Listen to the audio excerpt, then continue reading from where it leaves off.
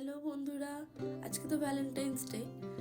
তো আমি এখন ডিরেক্টলি আমার নার্সারি থেকে আমি একদম বাড়ি এসেছি। তো ফুল কিনতে পারিনি, চকলেটস নিয়ে এসেছি সৌম্যর জন্য এতগুলো চকলেটস।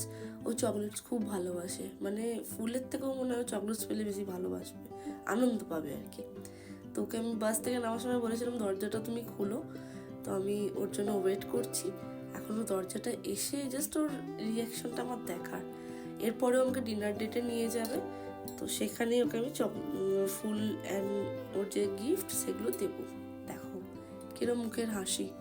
এটা আমরা এসেছি হানিমুন রেস্টুরেন্টে। তো এটাও আমাকে আগেই বলেছিল যে ভ্যালেন্টাইন্স ডেতে তোমাকে আমি ডিনারে নিয়ে যাব হানিমুনে, তো হানিমুন রেস্টুরেন্টে। তো আমরা এখানে চলে এসেছি। এখানে ওর জন্য ফুল, চকলেটস, কার্ড এগুলো ছিল। আর ও কিন্তু আমাকে বাড়িতেই গিফট দিয়েছে, দুটো টপ আর একটা জ্যাকেট, আর এখানে ফুল দিয়েছে। এটা হলো হানিমুন রেস্টুরেন্টটা।